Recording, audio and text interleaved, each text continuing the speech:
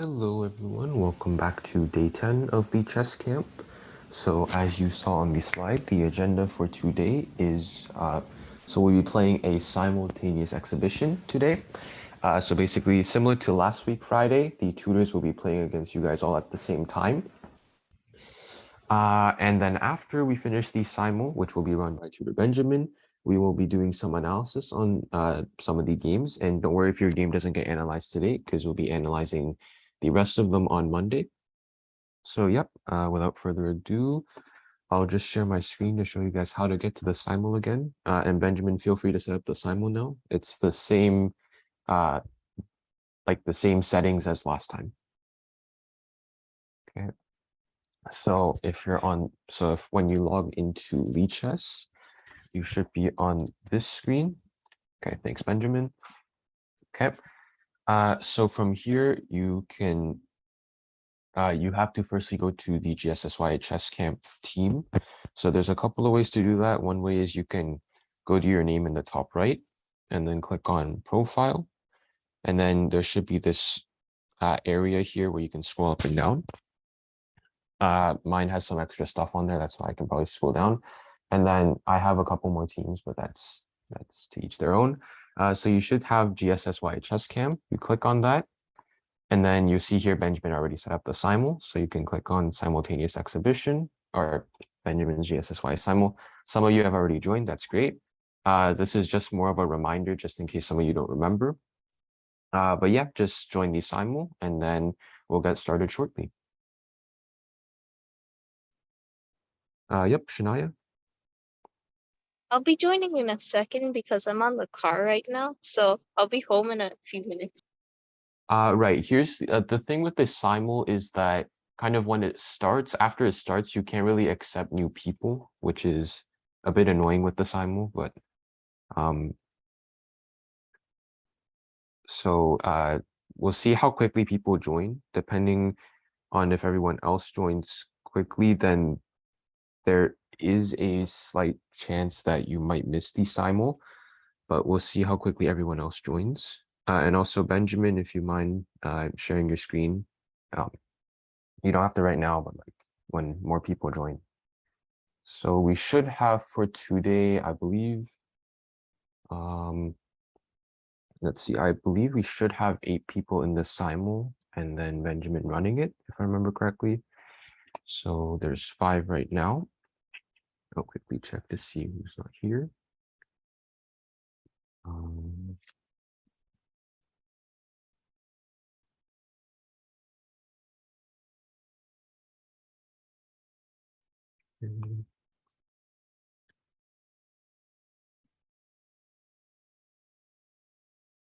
Okay, there's actually a couple people not here yet in the Zoom call, so might take a second. So we'll wait about we'll wait a little bit to see if other people pop into the Zoom as well as the simul, and then afterwards we'll get started. Right, yeah, we're waiting for 2 more students.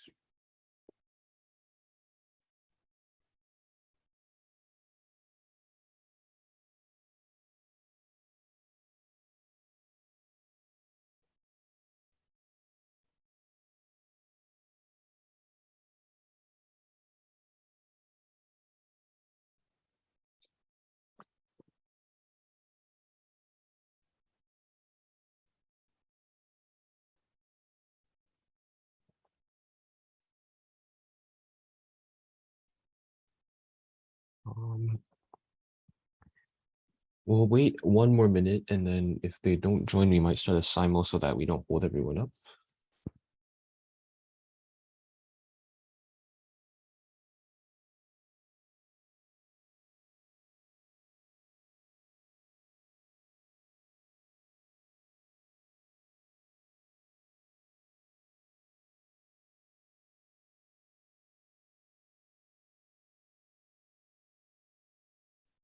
Yeah, so let's see.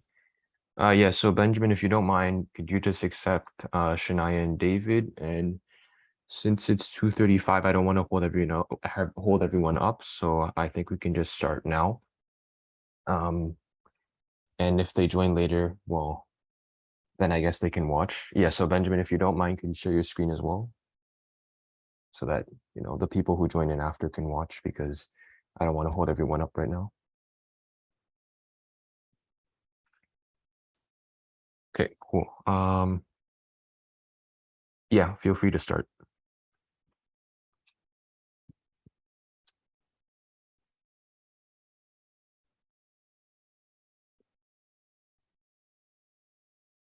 Yeah, also you can turn on auto switch bottom right if you want, just to make your life more convenient, up to you. Yeah.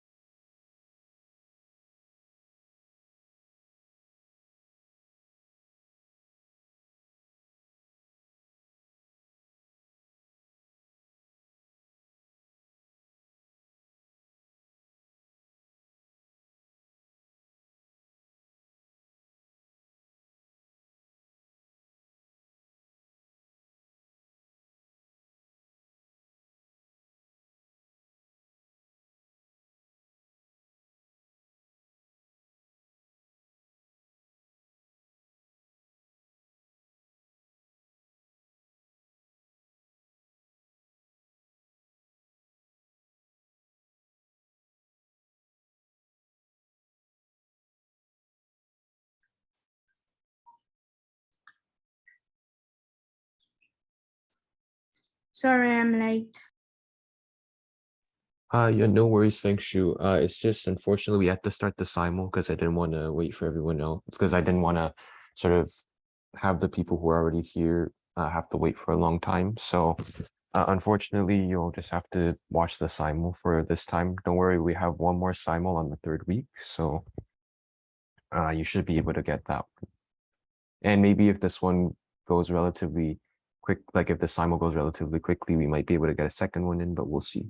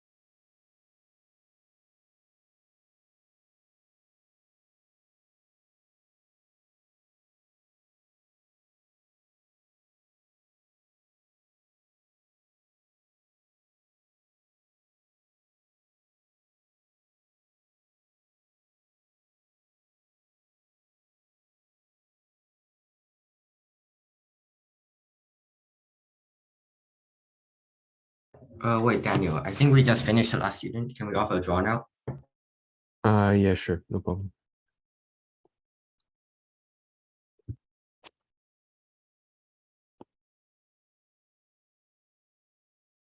Okay, so who wants their games analyzed? Pio, sorry, not Pio. Benjamin will actually be analyzing the games today.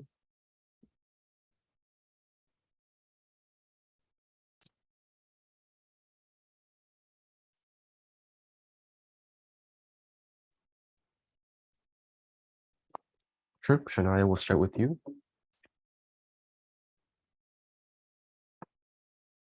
It should be Willow 786.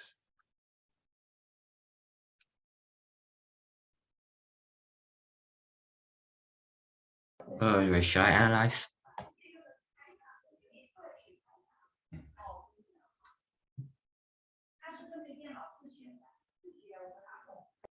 Yep, you're good.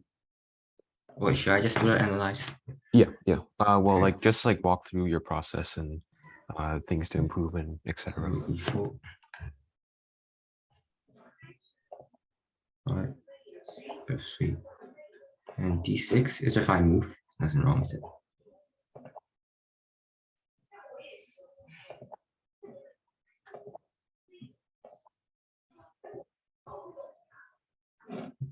So you usually don't want to push A5 right away. Aside from your main goal should be controlling these 4 squares in the center. So better would be dropping a knight to C6, control these 2 squares, or dropping the knight to F6, controlling these 2 squares, and then you can castle.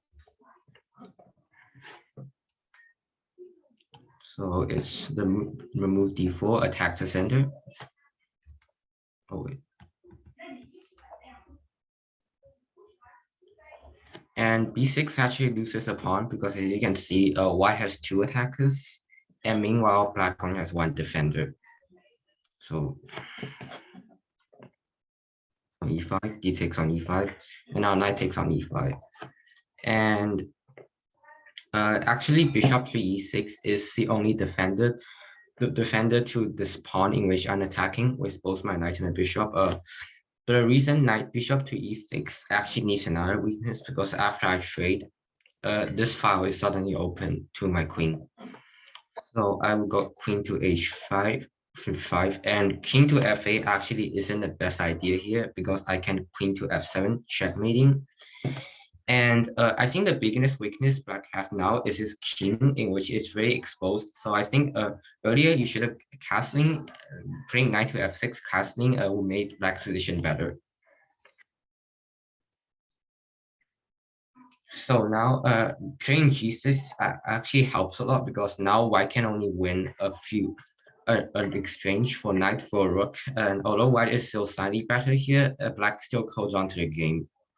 And king to F8 actually loses because directly white can queen to F7 checkmate. The knight is supporting the queen.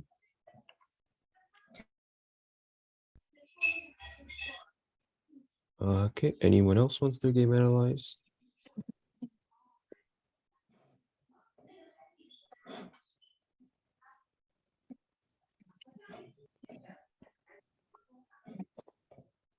We're gonna go, yep, sure. We'll do Zoe next. So I believe it's sailing S.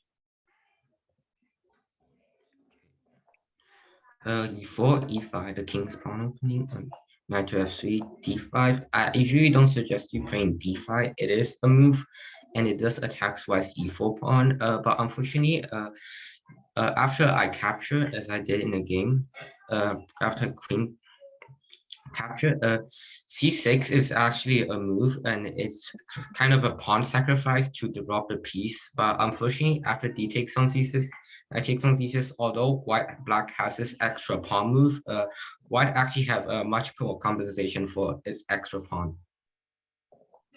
Bishop DB5, it has an absolute pin on a black king, and the move I'm threatening now is taking on the E5 pawn. And knight to F6, better can be bishop to D6, also adding a defender to the E5 pawn, because knight to F6 actually allows knight takes on E5. And bishop D6 here is actually a blunder because, as you can see, there are 2 attackers on the knight, and after I take, and now if black takes back, I basically take pawn, and it has a fork on both the rook and the king. So queen to b6 is the best move here. And knight to d4 check, and it's called a discovered check, in which when white moves his knight, it attacks the black's king. And also, the reason I play knight to d4 is that it also protects the bishop on b5. Bishop to d7 blocks the attack. I take capture back, and the reason I move knight to e2 for now is that black now actually has some counterplay in which black has more development. As you can see, the queen, the bishop, and the knight is all developed, and although the king is not safe in the middle, it actually allows both of these rooks to connect with each other and have open files. So knight to e5, e2 is move the knight to a defensive post on e2, and the reason I didn't play knight to f3 is that rook h to e8 check, it disables my ability to kingside castle, because as you can see, my only move is the king block. If it is a movement king, then I don't want to trade the rook for the queen. So I think knight to e2 is my best defensive move at the position, and bishop to c5 is also another good move. It attacks the f2 pawn, and I counter this by simply playing d4 first. And this check actually isn't that necessary because I can also protect it with c3. And after you play bishop to a5, I castle. And h5 is another good move. It's threatening, as you can see, white is behind in development. So with the sacrifice material, black should look for some kind of counterplay. And h5 is a kind of pawn play that tries to attack the white king. To d2 and queen to c7. If you notice, points the queen on the h2 square, which is good. Okay, it's kind of a queen to h4 check the white queen, and b5 I actually missed it because I was playing a bit too fast during these two moves. I should have took the b5 straight away, but instead I thought something was protecting it. Well, I played bishop queen to b3. And knight to g4 here is another good move. It threatens queen takes on. It threatens, as you can see, if I move anywhere else, black has the immediate mate on h2. And I should protect it with knight to g3, but before I did, I decided to take the pawn along with the check, since it's a free pawn if it comes with a check. And after you move it, I decided to then protect the pawn with knight to g3. And a move you can consider here is pawn to h4. I did consider this move. If pawn to h4, it basically pushes the knight away from this gc square. If I move, and now it can checkmate me. And unfortunately, I actually have the move queen to f5 here, and to make a fork on both the king and the knight. So if the king moves, then I'll simply take the knight. So in this position, you actually play a6, which is a fine move. After I played queen to f5, you move the king. This is actually also a good move because in this position, black is trying to attack. And as you know, queen is an essential piece if you want to attack the white king. So not trading queen here is actually very important. And in this position, I was just trying to develop and also adding a defender to the h2 pawn. That's why I play knight to f3. And a g6 move here is actually a good move because as you can see, moving a knight also set and trap of bishop to c4, say him play the random move here. Rook to a7, white now has to move bishop to f4. And what this does is that it gives an absolute pin to the black queen and the black king, and now white will simply win a queen. So g6 here is a good move because it threatens the white queen first, and now I have to make a move before I can play bishop to f4. I play bishop to e4, queen to e4. I was still supporting the bishop to f4 idea. And now f5 is the best move I think black had made in the game. f5 kicks the queen away from protecting the f4 post. And now basically I was forced to actually offer a queen trade. And the reason I cannot play like something to queen to e5 because now I think black has to move to h4. And if I move the knight now, black's okay. Actually, the reason I play queen to I offered a queen trade is that although h4 is not an immediate threat, as moving knight to e2 also having defender on f3 because so doesn't have checkmate here. But now I think black actually have more counter chances if I were to refuse a queen trade. So actually I decided a queen trade, and in this position, you play h4 straight away. And what I did here is I actually set a trap. I thought you would take it because if I play queen to g5, it actually also leaves out a space to play queen bishop to f4. And black did indeed take the bait and played pawn to capture on knight, and which allows me to play bishop to f4. And this can, as you can see, is also another absolute pin. So now black plays a rook takes on pawn, and I play queen. And what surprises me here is the reason you capture with a king. After you capture with a king, I actually noticed your idea. Say if I play a few useless moves like here, and if I play another useless move, for example, rook to e1, black actually have the mate in one, rook to h1. So I think the reason you play king to f7 is that you want to double up rook on an h file. Is that correct? Yeah, she says yes in the chat. So what I actually did is I just, in this position, I just took out the rook on at h2. And after you play f4, I check again. And basically in this position, white, unfortunately, you seem to run out of time. But in this position, white is actually winning. So it's a good game, although. Okay, cool. We're going to go through all of the games. If we don't finish today, we're going to finish on Monday. So who wants their game analyzed next? That's close.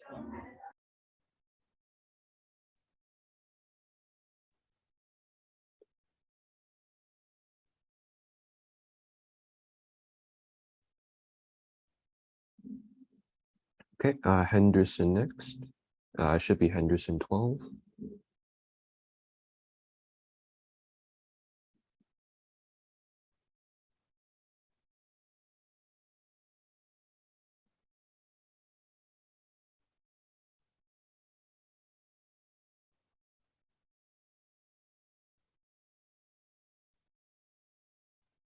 Benjamin, you're muted, by the way.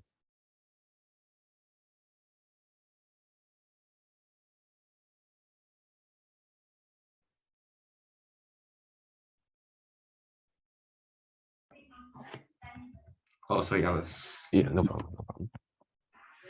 Okay, so e4, e5, and knight to f3 and knight to f6. This is a very common opening black plays, and I'm pretty sure you learned the line yourself. Knight takes on e5 and d6 is indeed the correct move here. You don't want to actually capture the pawn on e4 because I will move my queen to e2, and after black move it, I have a discover check on c6, and it both attacks the black king and also attacks the white queen. So d6 here is actually the correct line. And now I usually don't suggest you playing bishop to e7 because it actually just sacrifices a pawn. And what I usually do in this position, I just immediately take the pawn back on e4. If you repeat the same position now, black can just simply play queen to e7, and there's nothing wrong with black's position. Out of bishop to e7, I play d3, immediately guarding my pawn. Black castles, bishop to e2, knight to c6, bishop to e3, bishop to g4, castling, bishop takes a knight. Usually you don't want to capture a knight in this position because it's an open game. A bishop, although the value is roughly equal as 3, in an open game, a bishop is a slightly better than a knight. And after I recapture, you play h6, knight to c3, knight queen to d7, rook to e1, and up until now, your opening is pretty fine. Except for a sacrifice pawn, your opening moves are pretty fine. You got your piece developed and you castle your king, and also you push the queen to d7, which is a good move. It connects both of your rook.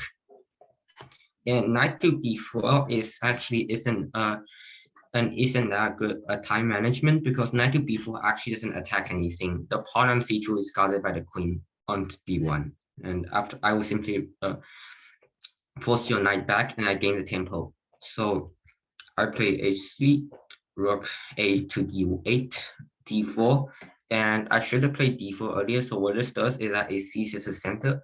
Putting 2 pawns on e4 and d4 is usually good because it gives the more control over the center squares. So these are all the squares in which these pawns control.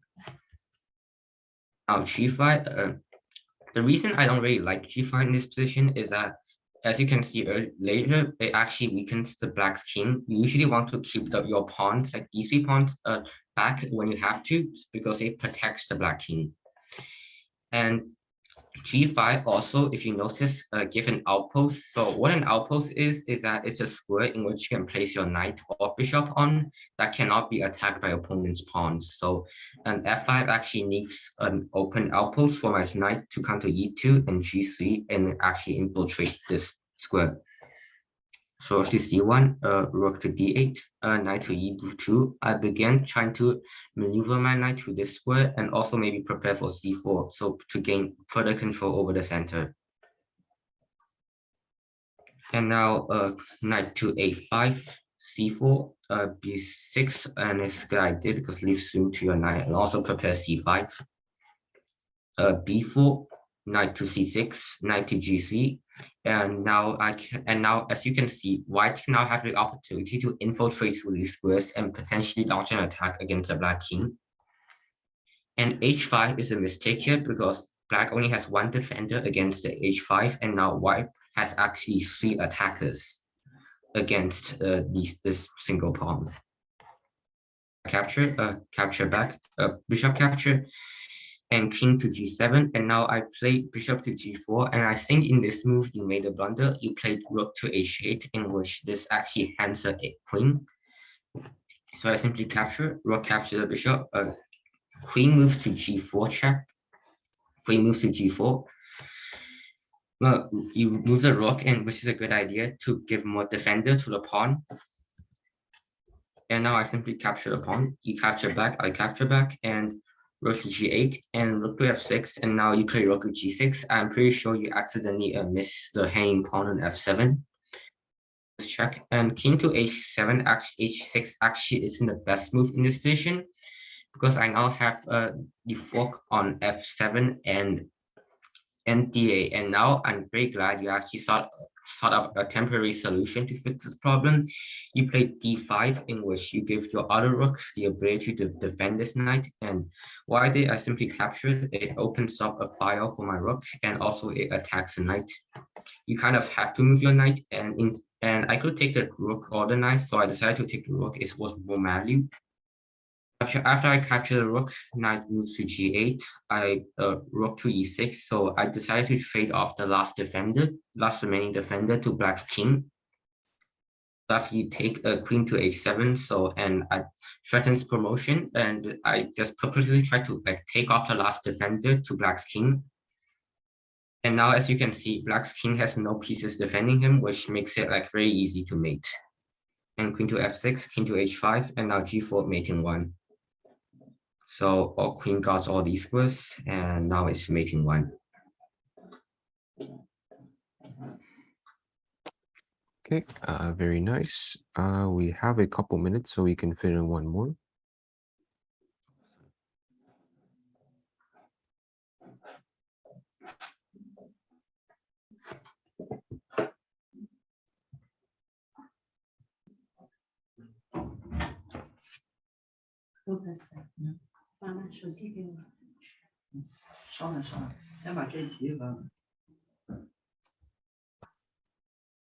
Okay.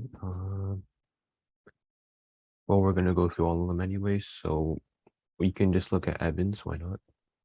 Okay, Evans. Okay, E4, D6, also another defense, and D4, which controls the center, like I said earlier. So in the opening, if you want to control the center, give your pieces developed, like your knight, then often your bishop, then you want a castle to protect your king. So B5 here actually isn't that great because it immediately hands a pawn from bishop to capturing on B5 with a check.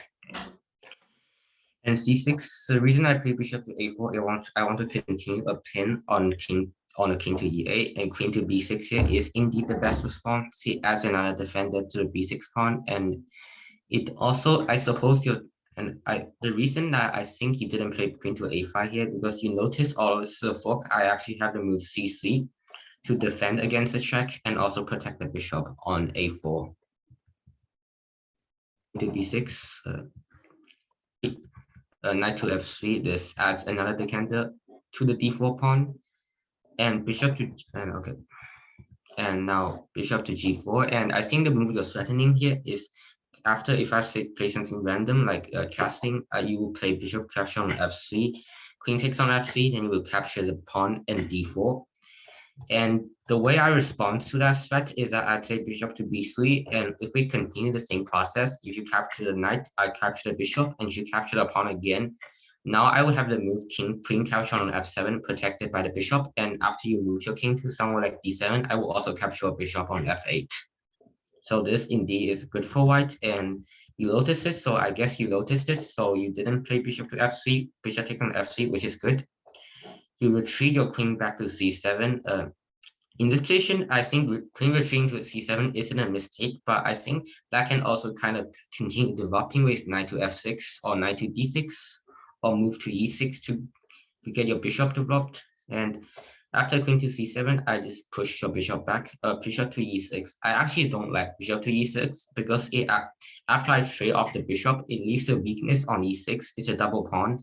And in the future, I can play something like knight to g5 and maybe even queen takes on h5 because this file is so weak. So what you don't want to do is automatically purposely creating weaknesses in your position. You want to create weakness in white's position.